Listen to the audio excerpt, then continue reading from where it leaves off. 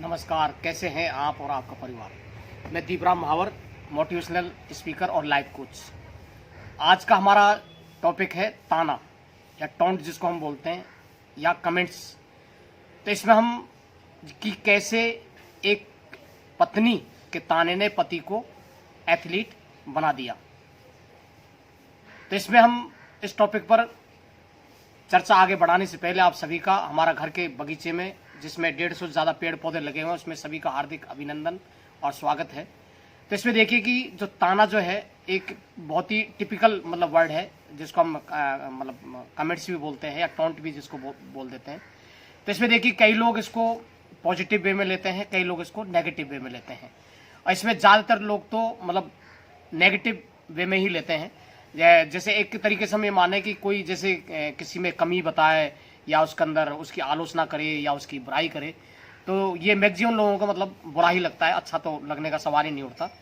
लेकिन फिर भी कई लोग इसको एज ए पॉजिटिव वे में लेते हैं। तो इसमें हम कुछ यहाँ पर उदाहरण भी देना चाहेंगे, जैसे कि अभी हमने इसमें कहा कि एक पत्नी के ताने ने पति को एथलीट बना दिया, इसके बारे में भी हम चर्चा करेंगे।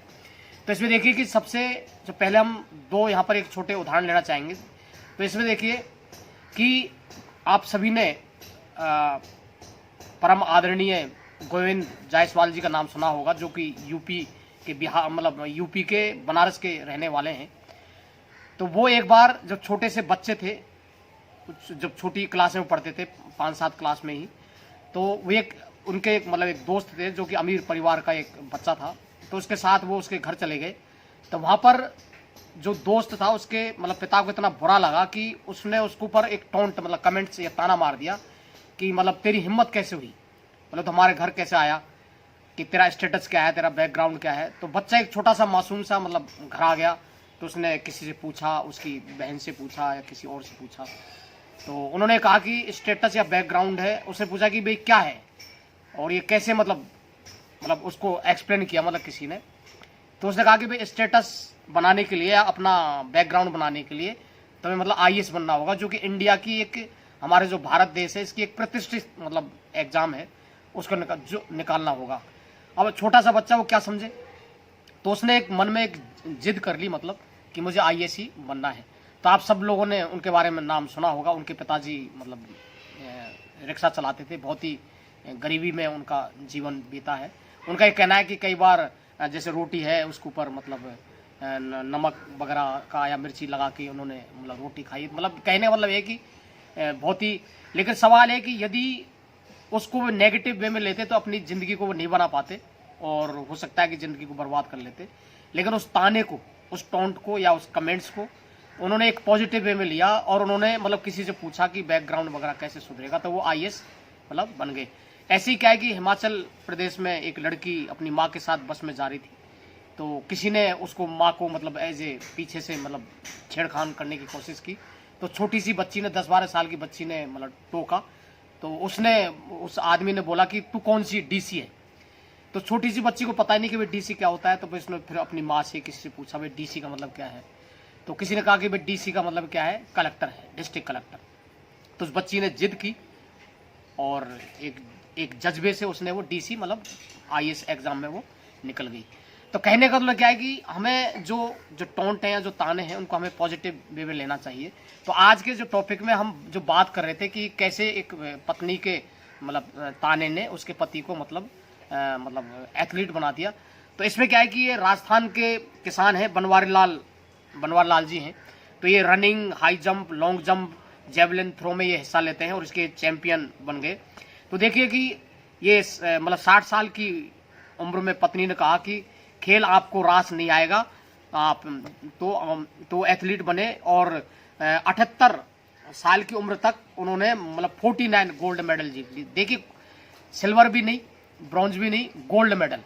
तो ये इनका इन्हीं के शब्दों में हम कहें कि राजस्थान के 78 साल के किसान को पत्नी के ताने ने एथलीट बना दिया। अब वे 18 साल में 52 मेडल जीत चुके हैं, और वो भी अलग अलग इवेंट में। तो वे 100 metre race, hurdle race, high jump, long jump, javelin throw, सभी खेलों में वो हिस्सा लेते हैं। ये राजस्थान के हनुमानगढ़ जिले के रावतसर कस्बे के बनवारी लाल दायमा जी हैं। वो मतलब युवाओं के लिए, मतलब एक युवाओं के लिए कई कई जैसे बच्चों से कई युवा साथी हैं जिनकी अच्छी खासी मतलब बॉडी होती है, हेल्थ मतलब अच्छी खासा शरीर होता है, जब उनसे कहते हैं कि आप पुलिस में भर्ती हो जाइए या मिलिट्री में चले जाइए, तो वो कहते हैं कि हम मतलब दौड़ने की जो रेस है उसमें हम हार जाते हैं, मतलब उसमें वो हमसे क्वालिफाई नहीं हो पाती। जब देखिए कि इस उम्र में, तो अपना ये वाकया मतलब बताते हैं कि उन्होंने बताया कि दिसंबर 1998 की बात है, उस समय मेरी उम्र मतलब लगभग 60 साल थी। पूरा दिन घर पर पोते पोतियों को खिलाता था। तो एक दिन, तो देखिए मजे की बात देखिए कि एक दिन घर में टीवी पर एथलीट्स की प्रतियोगिता का प्रसारण चल रहा था और मैं सह परिवार इसमें ऊंची कूद का प्रदर्शन कर रहे खिलाड़ी को मैं देख रहा था। तो टीवी पर एक खिलाड़ी ऊंची कूद लगाने में वो असफल रहा।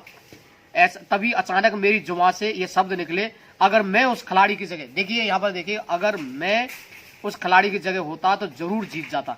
इस बीच पास बैठी मेरी पत्नी ने तपाक से जवाब दिया, रहने दो जी, इस उम्र में आपको खेल कूद कहाँ रास आने वाला है, आप पोते पोतियों को खिलाओ, ये बहुत है। क्योंकि पत्नी ने तो एज ए मतलब सीरियसली भी नहीं बोला, ऐसे ही मतलब मजाक में ही ऐसे बोल दिया।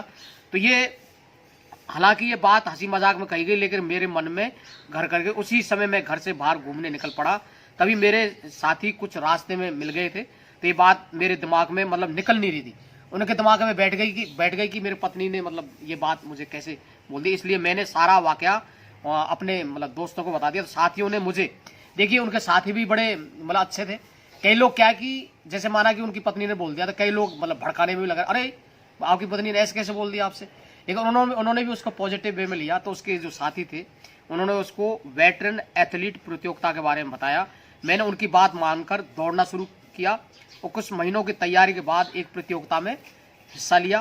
पहली बार में हाई जंप में गोल्ड में, ये देखिए पहली बार में मतलब हाई जंप में गोल्ड मेडल जीत लिया। इसके बाद देश भर में कई राज्य राष्ट्रीय प्रतियोगिता में हिस्सा लिया और अब तक उन्होंने, ये देखिए कि अब तक उन्होंने मतलब ये क्या बोलते हैं 49 गोल्ड और 2 सिल्वर और क्या बोलते हैं इलाहाबाद में नेशनल जो में हाई जंप में उन्होंने 1.05 मीटर जंप कर गोल्ड मेडल जीता। ऐसे ही एशियन मास्टर्स एथलीट में हिस्सा लिया। और वो रोजाना देखिए कि उनका देखिए जज्बा देखिए आप कि वो रोजाना सुबह करीबन 4 बजे उठ जाते हैं और 3-4 घंटे प्रैक्टिस करते हैं और एथलीट उनमें एक जुनून की तरह है। मेरे साथी मुझसे मजाक में कहते हैं कि इस उम्र में हड्डियां मत तोड़वा बैठना। अब तो कहने का यह तात्पर्य है कि देखिए कि उन्होंने उस ताने को एज ए मतलब सीरियसली लिया, एक एज ए पॉजिटिव वे में लिया। तो कई आप जानते हैं कि मियाँ बीवी में झगड़े भी मतलब आए दिन होते हैं। यदि वो हो सकता है कि अपनी पत्नी से लड़ बैठते या हो सकता है उनके दोस्त भी कुछ ऐसे मिल जाते कि कैसे बोल दिया है। लेकिन उन्होंने देखे कि इस उम्र के अंदर भी इतने सारे मतलब मेडल उन्होंने जीत लिए। तो कहने का मतलब क्या है कि यदि आदमी के अंदर कुछ करने का जज्बा हो और वो जिद कर ले तो किसी भी उम्र में वो कुछ भी कर सकता है। जैसे कि हमने एक वीडियो में बताया था कि 98 साल की उम्र में उन्होंने पीजी की डिग्री हासिल की। कई ऐसे पिता हैं, कई ऐसी माएँ हैं जो कि अपने बच्चों से प्रेरणा लेकर, अपने पोते पोती से प्रेरणा लेकर उन्होंने आगे पढ़ाई की और कामयाबी उन्होंने हासिल की।